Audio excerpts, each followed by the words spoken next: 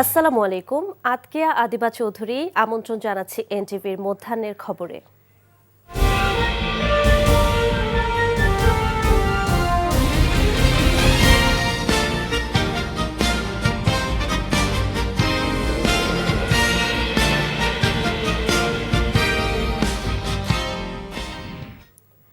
বিএনপির নির্বাচনী ইশতেহার ঘোষণা আজ বিকেল 3:30টায় রাজধানীর একটি হোটেলে আয়োজিত অনুষ্ঠানে এটি ঘোষণা করবেন দলের চেয়ারম্যান তারেক রহমান।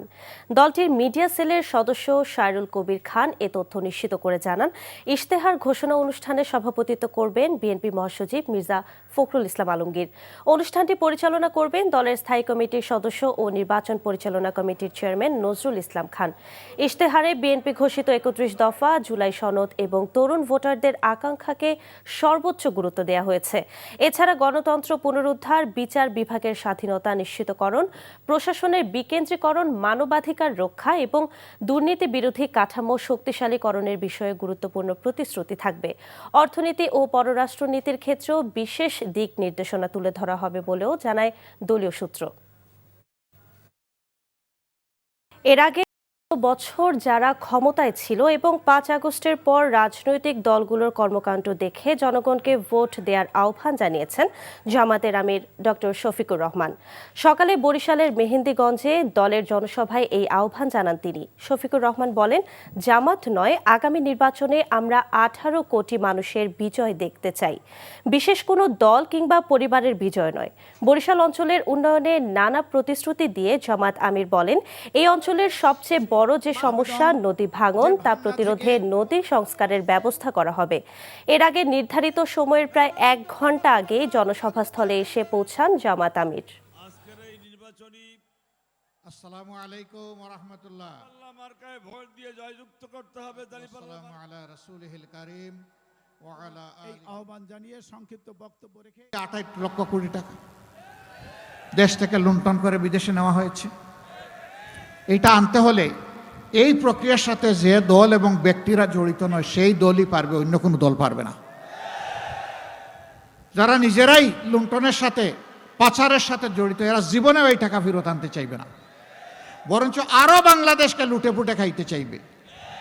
আমরা আপনাদেরকে কথা দিচ্ছি, আল্লাহ সুযোগ দিলে ইনশাআল্লাহ ওদের মুখ দিয়ে পেটের ভিতরে হাত ঢুকাইয়ে সব বের করে আনা হবে ইনশাআল্লাহ।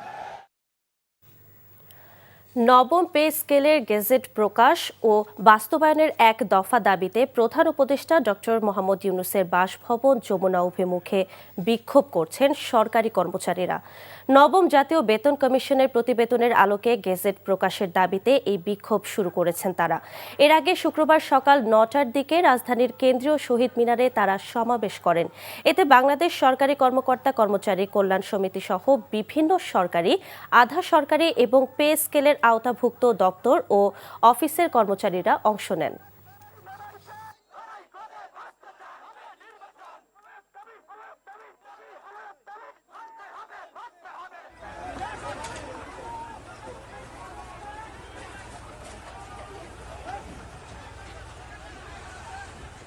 তারা শুধু আমাদেরকে একটি মূলা ঝুলিয়ে আমাদের কর্মচারীদের দাবি দেওয়ার ব্যাপারে তালবাহানা করছে।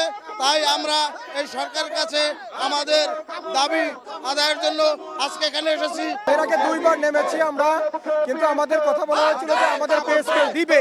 সর্বশেষ আমাদের পে স্কেলের একটা খসড়া রচনা করে দেওয়া হয়েছে, তা নিয়েও তালবাহানা চলছে। দাবি আদায় না হওয়া পর্যন্ত আমরা এখানেই থাকবো, কারণ আমাদের বাচ্চা সন্তান, স্বামী সন্তান নিয়ে আমাদের চলতে হয়। আমরা যদি নাই খেতে পারি, আমাদের স্বামী সন্তানের চলতে তো হবে, আমাদের পথ এখন রাস্তায়। যদি সুষ্ঠু নির্বাচন হয় তাহলে মানুষ পরিবর্তনের পক্ষে ভোট দেবে বলে মন্তব্য করেছেন জাতীয় নাগরিক পার্টির এনসিপির আহ্বায়ক নাহিদ ইসলাম। নাহিদ ইসলাম অভিযোগ করেন, প্রশাসন নিরপেক্ষ ভূমিকা পালন করছে না, নির্বাচনের লেভেল প্লেইং ফিল্ড নেই, বিভিন্ন স্থানে 11 দলীয় জোট সমর্থিত প্রার্থীদের উপর হামলা করা হচ্ছে। সাভারে ঢাকা 19 আসনে 11 দলীয় জোট সমর্থিত জাতীয় নাগরিক পার্টি এনসিপির প্রার্থী দিলশানা পারুলের নির্বাচনী জনসভায় যোগ দিয়ে তিনি একথা বলেন। লেভেল প্লেইং ফিল্ড তো আমরা পাচ্ছি না। আমাদের কর্মী সমর্থকদেরকে বিভিন্ন জায়গায় হামলা করা হচ্ছে, আক্রমণ করা হচ্ছে। প্রশাসনের জায়গা থেকে আমরা নিরপেক্ষতা পাচ্ছি না। ঢাকা ১৭ আসনে বিএনপি চেয়ারম্যান তারেক রহমানের পক্ষে প্রচারে অংশ নিয়ে দলটির চেয়ারম্যানের উপদেষ্টা মোয়াজ্জেম হোসেন আলাল বলেছেন, একটি রাজনৈতিক দলের নেতা বলেছেন নির্বাচনের আগে জনগণের পা ধরেন আর নির্বাচনের পর ৫ বছর জনগণ আপনাদের পা ধরবে। কিন্তু বিএনপি জনগণের পা ধরেই আছে, নির্বাচিত হলেও তাদের পা ধরে থাকবে। সকালে রাজধানীর বনানী এলাকায় প্রচার কর্মসূচিতে তিনি এসব কথা বলেন ধানের শীষ এমন একটি প্রতীক যা আল্লাহ ছাড়া কারো তৈরি করার ক্ষমতা নেই। ধানের শীষ আল্লাহর বিশেষ রহমতের প্রতীক বলেও উল্লেখ করেন তিনি। পরে জাতীয়তাবাদী প্রচার দলের নেতাকর্মীদের সাথে নিয়ে ধানের শীষের পক্ষে লিফলেট বিতরণ করেন মোয়াজ্জেম হোসেন আলাল।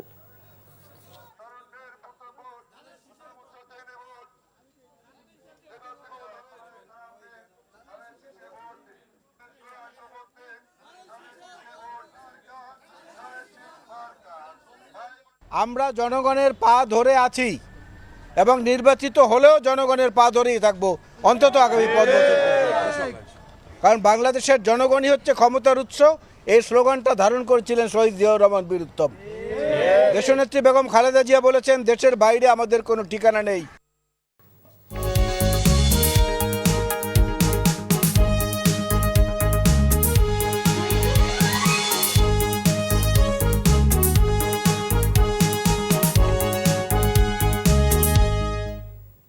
নাসির সিনটেক্স গ্রুপ নির্বাচন পথে পথে। ত্রয়োদশ জাতীয় সংসদ নির্বাচন ঘিরে দেশের বিভিন্ন স্থানে চলছে জমজমাট প্রচার। রাত দিন প্রতিশ্রুতির ঢালি নিয়ে প্রার্থীরা ছুটছেন ভোটারদের দ্বারে দ্বারে, তুলে ধরছেন উন্নয়ন পরিকল্পনা। খুলনার ডুমুরিয়ায় নির্বাচনী সমাবেশে বক্তব্য রাখেন জামায়াতের সেক্রেটারি জেনারেল অধ্যাপক মিয়া গোলাম পরোয়ার। খুলনা ৫ আসনের হেভি ওয়েট প্রার্থী প্রত্যয় ব্যক্ত করেন দুর্নীতিমুক্ত দেশ করার, ১১ দলীয় জোটকে বিজয়ী করার আহ্বান জানান তিনি। শহর থেকে গ্রামীণ জনপদে গণসংযোগে ব্যস্ত নেত্রকোনা ২ আসনের বিএনপি প্রার্থী ডক্টর আনোয়ারুল হক। ৪ আসনে প্রচারণায় দাঁড়িপাল্লায় ভোট চান জামাত প্রার্থী অধ্যাপক আল হেলাল তালুকদার। কুষ্টিয়ায় ৪টি আসনে চলছে সরগরম প্রচারণা। মজমপুর গেইটে নেতাকর্মীদের নিয়ে গণসংযোগ করেন জামাতের প্রার্থী মুফতি আমির হামজা। নওগাঁর মান্দায় প্রচারণা চালান বিএনপির প্রার্থী ডাক্তার একরামুল বারী টিপু এবং জামাত প্রার্থী আব্দুর রাকিব। মংলায় দাঁড়িপাল্লা প্রতীকের নির্বাচনী জনসভা অনুষ্ঠিত হয়েছে। প্রধান অতিথি ছিলেন বাগেরহাট ৩ আসনের জামাত প্রার্থী মাওলানা শেখ আব্দুল ওয়াদুদ। এছাড়া নেত্রকোনা সহ দেশের বিভিন্ন স্থানে ভোটারদের কাছে ছুটছেন বিভিন্ন দলের প্রার্থীরা। ধানের শীষ ও দাঁড়িপাল্লার প্রার্থীর মধ্যে তুমুল প্রতিদ্বন্দ্বিতার আভাস কিশোরগঞ্জ ৩ আসনে। নির্বাচনী এলাকায় জামাত প্রার্থীর সমাজসেবা ও স্বাস্থ্য ক্যাম্প, অন্যদিকে বিএনপির প্রার্থী সাবেক শিক্ষামন্ত্রী হওয়ায় তারও প্রভাব রয়েছে ভোটারদের কাছে, এমন ধারণা করছেন তারাইল করিমগঞ্জবাসী। কিশোরগঞ্জ প্রতিনিধি মারুফ আহমেদকে সাথে নিয়ে মুখলেসুর রহমানের তোলা ছবিতে আরও জানাচ্ছেন ওবায়দুল্লাহ মামুন। ১৯৭০ সালের পর থেকে আওয়ামী লীগ, বিএনপি ও জাতীয় পার্টি করিমগঞ্জ, তারাইল আসন থেকে বারবার সংসদ সদস্য নির্বাচিত হলেও এবার মাঠে নেই আওয়ামী লীগ। গত ১৫ বছর একটানা জাতীয় পার্টির মুজিবুল হক চুন্নুর আধিপত্য থাকলেও এবার ভোটের মাঠে নেই তিনি। জাতীয় পার্টি ক্ষমতায় থাকলেও এলাকায় সুযোগ সুবিধা থেকে বঞ্চিত ছিলেন আওয়ামী লীগ ও সাধারণ মানুষ। এছাড়া আওয়ামী লীগের বিতর্কিত নির্বাচনের কারণেই সুষ্ঠু ও অংশগ্রহণমূলক নির্বাচনের আশা করছেন ভোটাররা। গ্রামের মানুষ ১৭ বছর ধরে দেখেনি, কারণ দিনের ভোট রাতে হয়ে গেছে। আমরা এবার চাচ্ছি শান্তিপূর্ণ একটা ফেয়ার নির্বাচন হোক, যেটা আমরা জনগণ সুষ্ঠুভাবে ভোট দিতে পারব। জামাত, হাত পাকা, বিএনপি বিএনপি প্রার্থী যোগ্য হলেও দীর্ঘদিন দেশের বাইরে থাকায় জনবিচ্ছিন্নতায় ভোটের মাঠে নেতিবাচক প্রভাব পড়তে পারে বলে মনে করছেন ভোটাররা। বিতর্কিত যেতে রয়েছে তা আছে, তারপরে তো নির্বাচন মোটামুটি সবাই মানে আশা জায়গায় আছে সবাই যাতে নির্বাচন দিতে পারে, ভোট দিতে পারে, এরকম পরিবেশ তৈরি করতে। তারা বলছেন সেই সুযোগে এলাকায় আওয়ামী লীগ, বিএনপি ও জাতীয় পার্টির ঘাঁটিতে শক্ত অবস্থানে জামায়াত ইসলামী। করিমগঞ্জ, তাড়াইলে এবার নির্বাচনে 7 জন প্রার্থী লড়লেও মূল প্রতিদ্বন্দ্বিতা হচ্ছে জামায়াতের ডাক্তার জেহাদ খান ও বিএনপির সাবেক শিক্ষামন্ত্রী ডক্টর ওসমান ফারুকের মধ্যে। ভোটের মাঠে রাষ্ট্রপতির স্বজন কিংবা আওয়ামী লীগের ভোট ব্যাংক নয়, বরং ব্যক্তিগত যোগ্যতা ও জনগণের কাছে গ্রহণযোগ্যতার কারণেই তাকে ভোট দিবেন, এমনটি মনে করছেন ডাক্তার জিহাদ খান। ইদানিং আমি লক্ষ্য করছি যে আমার প্রতিপক্ষের নেতাকর্মীরা কিছুটা অ্যাগ্রেসিভ হয়ে উঠছে। যেমন পরশুদিন তারা একটা বিলবোর্ড ভেঙেছে। আমি মনে করি আমার নিজের একটা পরিচয় আছে এবং আমার যে যোগ্যতা আলহামদুলিল্লাহ আছে এবং আমি যেভাবে কাজ করে যাচ্ছি, ভোটারদের মন আমি মনে করি 90% ভোটারের মন আমি আমার কাজের মাধ্যমে আমি জয় করেছি, কারণ পরিচিতির মাধ্যমে আমার দরকার হবে না। নিজের ও পারিবারিক ঐতিহ্যের কারণেই জনগণ তাকে ভোট দিবে জানিয়ে বিএনপি প্রার্থী নির্বাচনী আচরণবিধি লঙ্ঘনের অভিযোগ অস্বীকার করেন। এইটা কোথা থেকে আসলো এটা আমি তো দেখি না, আমি তো সব জায়গায় ঘোরাঘুরি করি, কেউ তো এই কমপ্লেনটা করে না। আমার খানিকটা সুনাম রয়েছে এবং যে সুনামটা আমি বিদেশেও পাই যে একজন সৎ মন্ত্রী হিসাবে, এটা আমার এই এলাকাবাসীর প্রতি সবার কাছে। ইসলামী আন্দোলন, গণ অধিকার পরিষদ সহ অন্য দলগুলোর প্রার্থী থাকলেও তেমন কোনো প্রভাব নেই ভোটের মাঠে। বিএনপির প্রার্থী সাবেক শিক্ষামন্ত্রী আর জামায়াতের প্রার্থী সাবেক রাষ্ট্রপতির স্বজন। আওয়ামী লীগ এবং জাতীয় পার্টির ভোটের প্রভাব পড়তে পারে দাঁড়িপাল্লায়, তবে শেষ পর্যন্ত ভোটের চাকা কোন দিকে ঘুরে তা দেখতে অপেক্ষা করতে হবে 12 ফেব্রুয়ারি পর্যন্ত। Obaidullah Mamun, NTV news, Karimganj, Kishoreganj.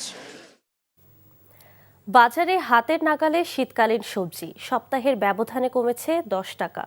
রাজধানীর টাউন হল বাজারে 40 টাকায় মূলা, ফুলকপি, বাঁধাকপি বিক্রি হচ্ছে 30 টাকায়, আর 20 টাকা কমে শিম বিক্রি হচ্ছে 40 টাকায়। টমেটো ও বেগুন 60 টাকা।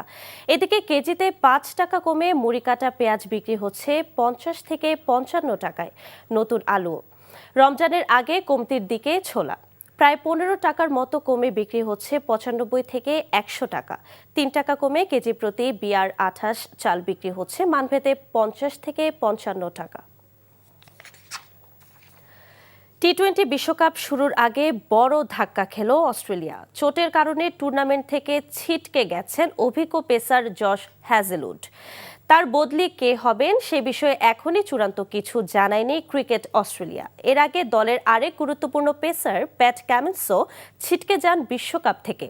অস্ট্রেলিয়ার জন্য তাই টি-20 বিশ্বকাপ বেশ চ্যালেঞ্জিং হবে। 2025 সালে টি-20 ক্রিকেটে দুর্দান্ত ফর্মে ছিলেন হ্যাজেলউড। অ্যাশেজের আগে শেফিল্ড শিল্ড ম্যাচে হ্যামস্ট্রিংয়ে চোট পান হ্যাজেলউড। পরে সিরিজে ফেরার চেষ্টা করতে গিয়ে অ্যাকিলিস সমস্যায় পড়েন। এরপর টি-20 বিশ্বকাপকে লক্ষ্য করে প্রস্তুতি নিলেও পুরোপুরি সেরে ওঠা সম্ভব হয়নি। ধারণা করা হচ্ছে হ্যাজেলউডের সম্ভাব্য বিকল্প হতে পারেন পাকিস্তান সফর থেকে রিজার্ভ হিসেবে দলের সঙ্গে থাকা শন অ্যাবট। 11 ফেব্রুয়ারি আয়ারল্যান্ডের বিপক্ষে ম্যাচ দিয়ে টুর্নামেন্ট শুরু করবে অজিরা। এই ছিল মধ্যাহ্নের খবরে। এই খবরের ভিডিও সহ আপডেট জানতে ভিজিট করুন NTV অনলাইন www.ntvbd.com। এছাড়াও এনটিভির জনপ্রিয় সব অনুষ্ঠান ও খবরের আপডেট জানতে ভিজিট করুন আমাদের ইউটিউব ও ভেরিফাইড ফেসবুক পেজ। দুইটাই দুপুরের খবর দেখার আমন্ত্রণ রইল। ধন্যবাদ সবাইকে।